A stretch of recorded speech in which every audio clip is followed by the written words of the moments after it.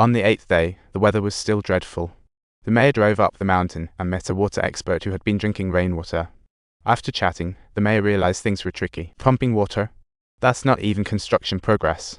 The mayor realized they would need to cough up some dough to efficiently divert the rainwater down. The cost is no joke. They would have to divert all the rainwater from the other side, waving goodbye to the farmer's field. For the villagers, this was like a no-food forecast. Do you think that's a wise decision? I can't make any promises, but I'm just trying to give the kids a fighting chance. After some heated discussion, the villagers decided to sacrifice their fields to give the kids a shot at survival. Without wasting time, the drainage work kicked off rapidly. By day 9, Rick and his partner finally spotted a little stop the rain channel. After 24 hours of dual drainage, by day 10, Rick and John hurriedly suited up to explore further afield.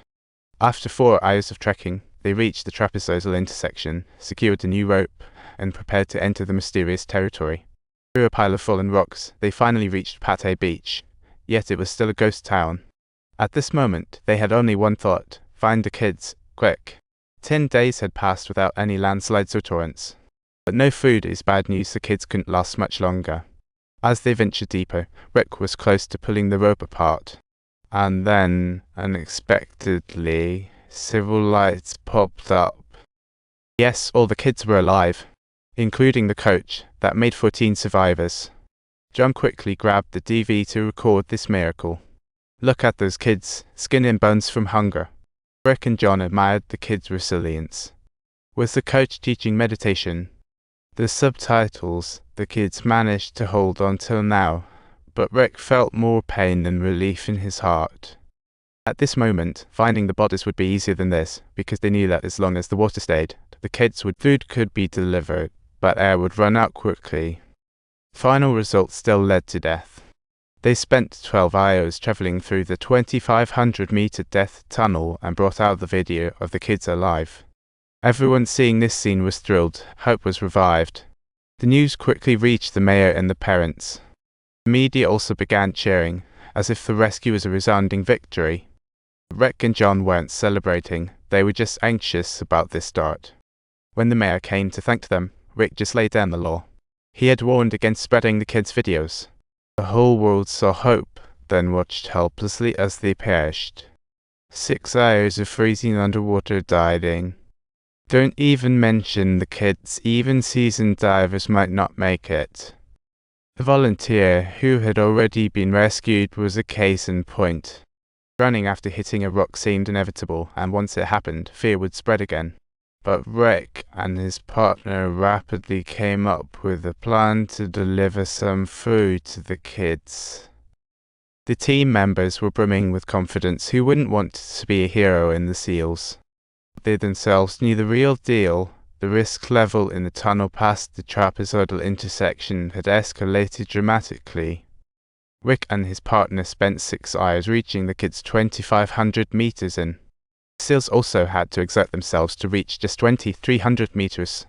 Fortunately, they finally saw the kids, bringing food and batteries. This was the first meal in 11 days. Whether more food would follow remained a mystery. When the team checked the oxygen tanks, they realized they had consumed too much. The cave's oxygen content was below standard, which meant 2 things. First, one team member must stay behind to leave enough oxygen for one to return. Second, the cave's oxygen wouldn't last long. If rescue failed, they'd all suffocate. On day 12, the mayor bravely told the parents that the kids would definitely be rescued safely, but as he turned back, his expression suddenly became serious.